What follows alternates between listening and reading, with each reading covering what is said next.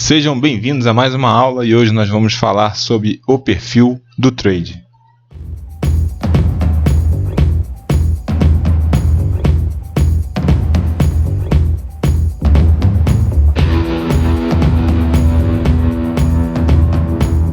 Definindo seu perfil de trading. Antes de começar a traçar a estratégia de trading, o trader precisa se autoconhecer para evitar que, ao longo do tempo, passe por momentos de angústia e euforia. Essa autoanálise traz à tona os pontos fracos e as qualidades de cada um.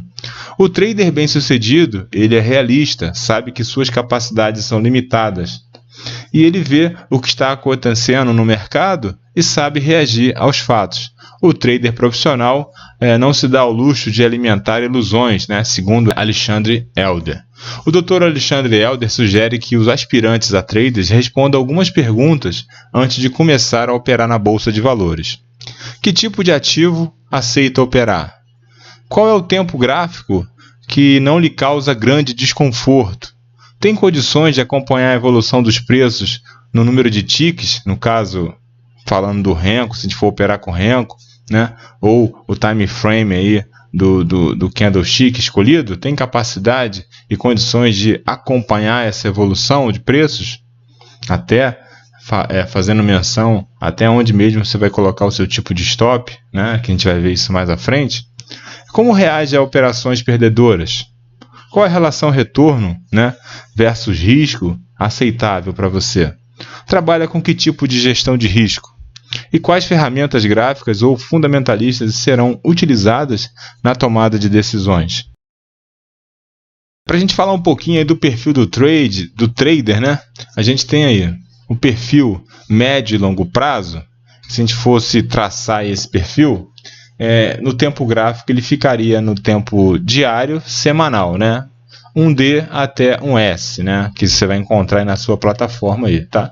Duração das operações, horas até dias, tá? No perfil de curto prazo, a gente tem aí o intraday, que é o diário, que vai de 30 minutos a 4 horas, que seria o tempo gráfico aí, o 4H, e que vai de minutos a horas, a 1 hora, que seria a duração dessas operações do curto prazo. O próximo perfil é o de curtíssimo prazo, também no intraday, que o tempo gráfico que vai ser trabalhado e operado pelo trader é de 2 a 15 minutos, segundos até alguns minutos seria a duração dessas operações. Um trader de longo prazo, conhecido também como position trader, não tem interesse em abrir e fechar posições com grande frequência e considera que a maior parte das flutuações diárias do preço não passa de ruído. Dentro de um horizonte de tempo mais amplo, o objetivo desse perfil é obter retornos robustos em ações ou ativos com sólidos fundamentos. Normalmente, as estratégias são montadas em tempos gráficos maiores com indicadores técnicos e seguidores de tendência. Essas operações não têm limite de tempo, desde que não sejam opções ou mini-contratos, e podem ser mantidos por meses ou até anos, no caso das ações, desde que o movimento dos preços esteja a seu favor. O trade com perfil de médio prazo também opera papéis ou ativos com bons fundamentos e com indicadores técnicos e seguidores de tendência, mas nesse caso o tempo gráfico é menor, seu objetivo é capturar uma tendência maior, onde possa capturar níveis de suporte e resistências do gráfico diário ou semanal. O trader de curto prazo, conhecido também como swing trader, trabalha com tempos gráficos acima de um dia. O objetivo é tirar proveito dos movimentos de alta e de baixa que durem de algumas horas até alguns dias. Fundamentos não necessários nos ativos que serão negociados, tá? Os fundamentos não são tão importantes assim. Eles precisam apenas possuir boa liquidez. O trader de curtíssimo prazo, também conhecido como day trader, realiza operações que começam e terminam dentro do mesmo pregão e pode até mesmo trabalhar com vendas a descoberto e efetuar várias operações no mesmo dia. Essas características acabam exigindo a escolha de um tempo gráfico menor que consiga capturar o movimento rápido dos preços, mas que também não tenha muito ruído. Esse perfil aceita operar a favor e contra a tendência, e da mesma forma que o swing trader possui um arsenal de ferramentas gráficas para atingir seus objetivos. Vale destacar que além de alta liquidez, os ativos negociados precisam também apresentar alta volatilidade. Parafraseando a análise técnica, ao longo de um determinado número de ticks, os preços se desenvolvem em 3 movimentos distintos: tendência de alta, tendência de baixa e acumulação. Porém, entre os ativos disponíveis na bolsa é possível encontrar alguns com perfis mais acumulativos e outros mais tendenciosos. A escolha da técnica empregada deve estar ligada às características gráficas do papel ou ativo que será operado. Senão, o trader não terá os resultados esperados. Observação: é vital identificar qual é o perfil gráfico de cada ativo para avaliar se ele é ou não adequado ao perfil da operação. Após identificar as características gráficas do ativo, a gente tem que, para isso a gente está estudando, a gente tem que saber o quê? Qual é o perfil de volatilidade desse ativo. O próximo passo é avaliar qual é o perfil histórico de sua volatilidade. Entende-se por volatilidade a dispersão das variações percentuais dos preços em relação à média de retornos. É importante entender que a volatilidade não indica o sentido dos preços, mas apenas a sua possível faixa de oscilação, isto é, o quanto pode subir ou cair. Um indicador muito poderoso, e confiável, que a despeito do seu tempo de utilização, se mostra muito eficiente, são os envelopes. Um exemplo, a gente pode falar aí das bandas de Bollinger. Tá?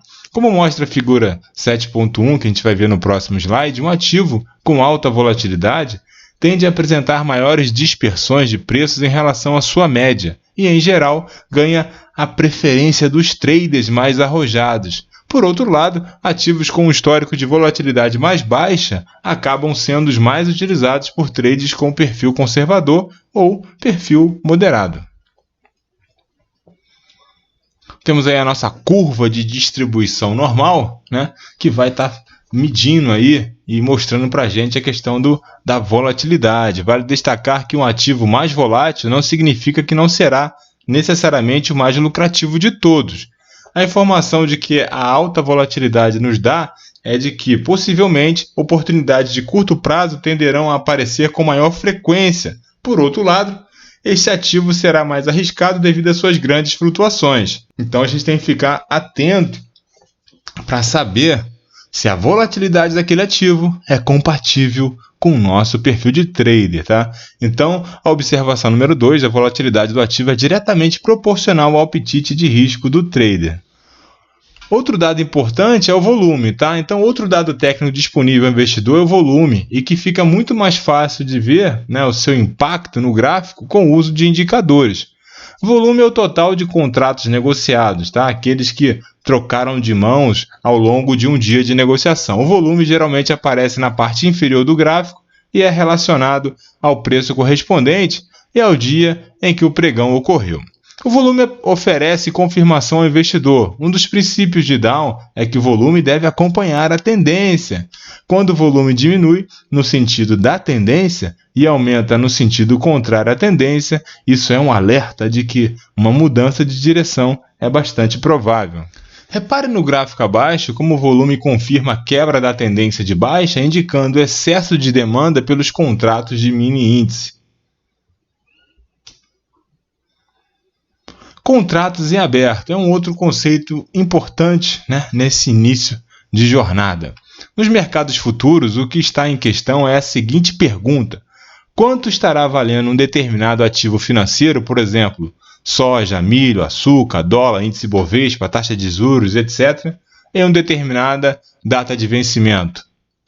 Na tentativa de obter lucro, especuladores ou investidores, ou na tentativa de se proteger contra possíveis flutuações de preço, produtores ou administradores de fundos de investimento, os diversos participantes do mercado compram ou vendem esses ativos financeiros.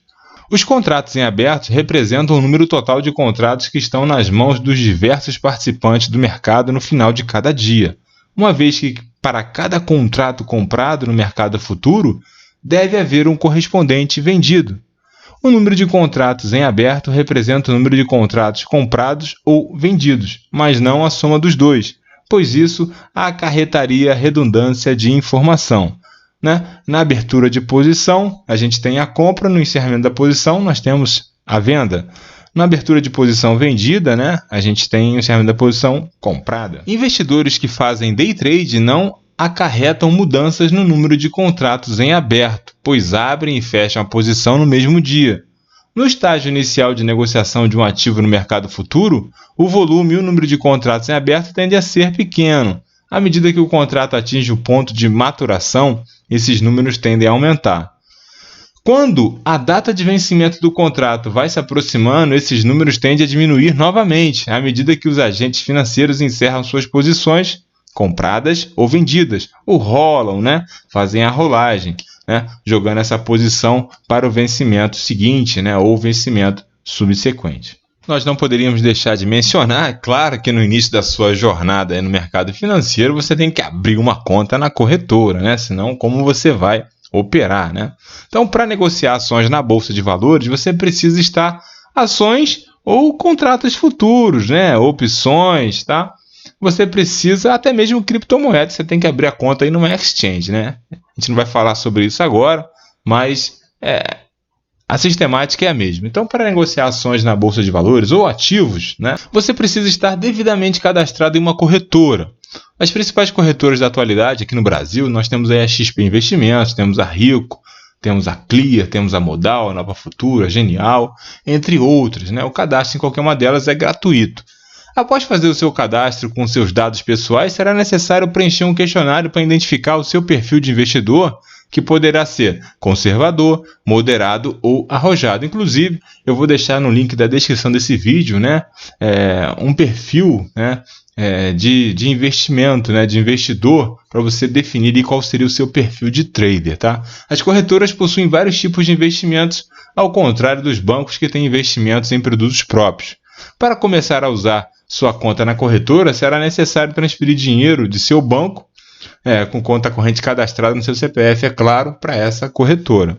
Para evitar possíveis fraudes, como lavagem de dinheiro, as corretoras não permitem divergências entre o seu potencial de operações financeiras, né, e o seu real capital.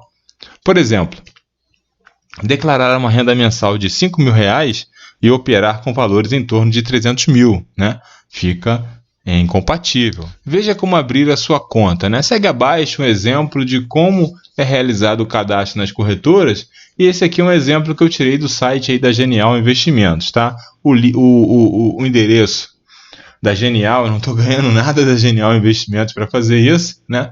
Mas eu achei mais didático aí para compartilhar com vocês, e vocês ficam livres aí para abrir a conta na corretora que vocês quiserem, mas o passo a passo aqui seria esse, né? Esse é o link aí do site da Genial. Então, vocês vão acessar aí, vão digitar aí e vão clicar aí na próxima setinha amarela, abra a sua conta, tá? O próximo passo, né? Você vai colocar aí o seu nome completo, e-mail, né? O seu celular e vai clicar em continuar. Né? Vai aparecer essa paginazinha aqui, né? Onde você vai colocar o seu nome completo, CPF, e-mail, né? Vai confirmar o seu e-mail, seu número de celular, vai criar uma senha, vai confirmá-la, né? E vai informar se você já possui um assessor de investimento ou não. Se não, a própria corretora vai direcionar um para o seu atendimento, né? Para o seu suporte aí dentro da corretora, tá? Isso é importante aí, tá?